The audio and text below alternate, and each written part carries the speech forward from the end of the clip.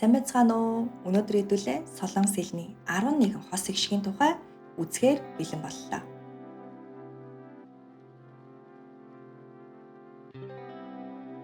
За ингээд 11 хос эгшгийг бид нэр яаж уншиж сурах вэ гэхлээр ямар ч байсан гэсэн эгшиг маань 2 ба түүнээс дээш эгшгийн нийлбэрийг хос эгшиг гинэ гэдэг ийм тодорхойлолтоор хэдүүлээ хичээлээ эхлэе.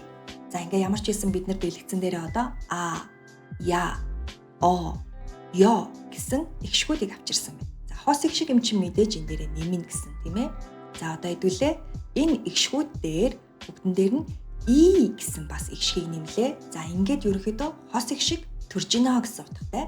За нэгэсэндээ а, и, я, и, о, и, ё, и гэсэн эгшгүүд байна. За эдгээр эгшгүүдийг бүгдөөрөнгийн бид нар дандаа босоо эгшиг байгаа учраас урдаа нөгөө хэлний уугийн гэдэг авиагаа гаргаж ирээд үсгээ гаргаж ирээд эгшиг амьлууллаа. Эгшиг амьлаж ирэхлээр бид нар дээр юу үссэн бэ? Е гэсэн авиа гэсэн дуудлага үүслээ. За ингээд хэвлээ ямар тач солонгос хэлний 2 үсэг 2 үсгийг харьцааж байна. За ингээд хамгийн сүүлийн үсгэн дээр ёи байгааг анзаарч байна тийм ээ. За ёи маань яг авиан дээр гэсэн авиаг илүү их гаргадаг. Тийм учраас зарим хүмүүс нь солонгос хэл бол 3 үсэгтэй юм гэж бас ярих тохиолдол байдаг гэсэн. За ингээд хэдүүлээ солонгосчууд бол энэ авиагаа гэдэг авиаг а, и, о, и гэж ялгадаг. За харин манай монголчууд маань энийг ялгахдаа битүү задгаа битүү задгаа гэсэн байдлаар ялгадаг байгаа. За ингээд нөгөө нэг битүү задгаа гэдгээрээ ялгаад цээжилдэг гэсэн үг байна шүү дээ. Гэхдээ харин солонгосчуудтай бид нэр ярих үедээ нөгөө нэг нөгөө нэг ой гэж ярина уу гэхээс биш. Бид нар яг битүү задгаа гэж ярих юм бол солонгосчууд ойлгохгүй тийм ээ.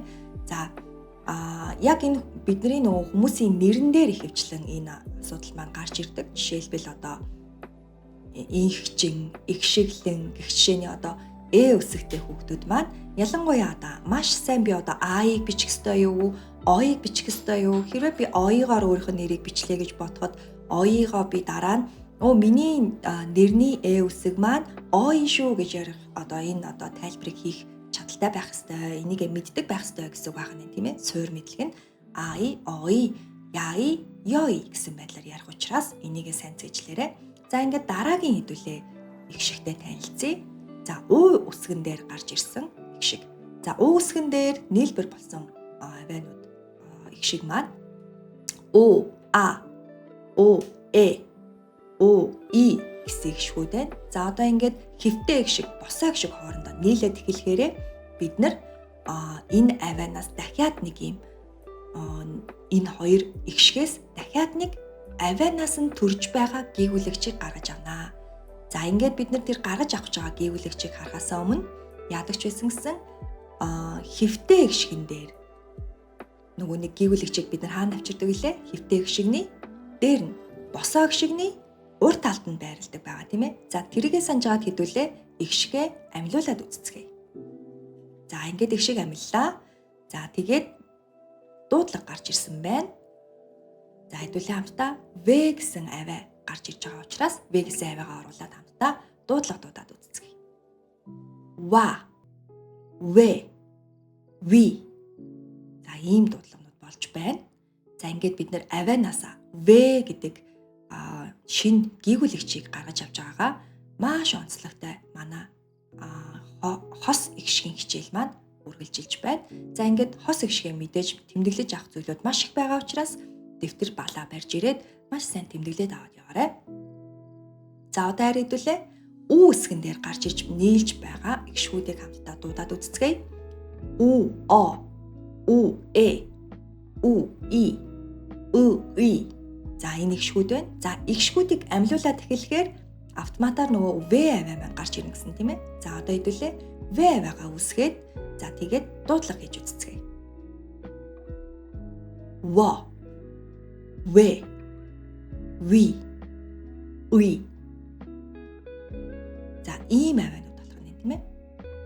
За хос ихшгийн зурлагуудыг бүгдөө сайн харж агаад дэвтэр дээрээ, ханзын дэвтэр дээрээ ялангуяа яаж зурах нь, ямар үсгнээсээ эхлэх нь, ямар зурааснаас нь эхлэх нь гэдгийг харж агаад маш гоё зурдаг болоорой. Одоо болохоор хэдүүлээ хос ихшиг үзээд эхлэхээрээ шинээр дахиад нэг ийм үеийн систем ороод эхэлдэг байгаа. За энэ үеийн систем дээр нь хэдүүлээ хос ихшгийн зурлага маань хэвтээ, босоо байсан шүү дээ. Тэгэхээр нөгөө нэг хоосон зайн дээр нь бид нэр гүйвлэгчээ тавьдаг байгаа тийм ээ.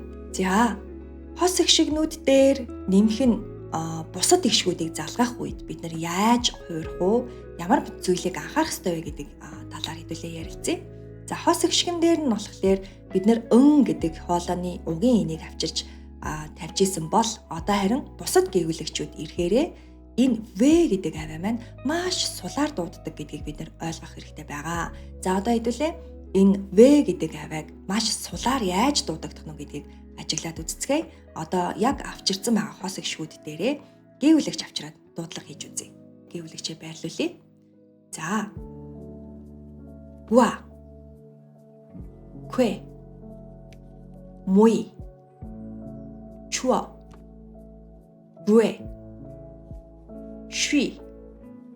За ийм авианууд болж байна. В үсэг маань маш сулаар үл ялаг дуудагдчих байгааг анзаарч байгаа бох тийм ээ. За ингээд хэдүүлээ бусад гүйвлэгчдээр залгаж үзсэн юм чинь одоо хэдүүлээ хос ихшгээр бүтсэн одоо үгнүүдийг хамтаа харцгаая. За үсгэн дээр буюу битүү үсгэн дээр маань се гэсэн шуу гэсэн үг бүтсэн байна. За дараагийн үгийг харъя. Задгаа үсэг байна. Задгаа үсгэн дээр пг гэсэн дэр гэсэн үг бүтсэн байна. За одоо хариулъя. Битүү үсгийг харж байна. За энэ битүү үсгийг хэдүүлээ зурлагын дэвтэр дээрээ бичээд үзцгээе. За мэдээж босоо учраас хойно нь байрлаад за тэгээд бид нэр гүйвлэгчийг авчрахдаа тэрний урд нь тавина тийм үү? За тэгээд дуудлага гээ одоо. Хэ. За энэ дуудлага болох юм байна. За харин задгаа үсгэн дээр хэдүүлээ цаг гэсэн шинэ үг авчирсан байна. За одоо хэдүүлээ цагийг дуудаж үзье. Шигэ. За ийм дуудлага болох юм байна. За хэдүүлээ одоо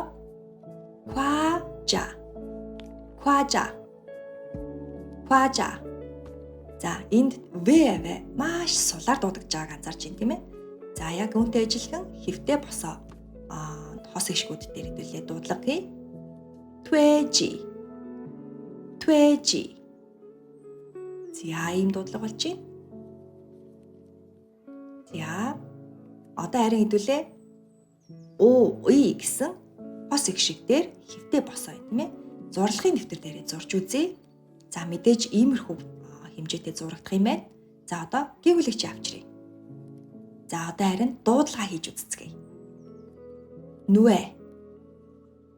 Нүэ.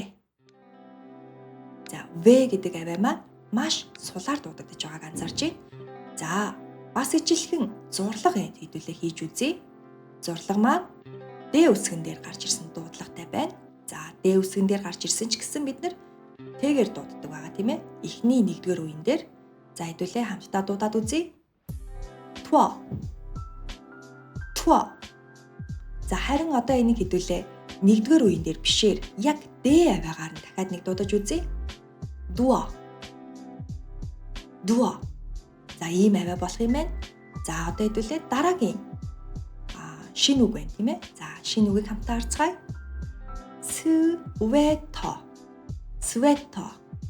Свето. За энэ В аваа яаж гарч иж байгааг бид нар анзаарч байна. Жохон чангаар дуудагдаж байна тийм үү?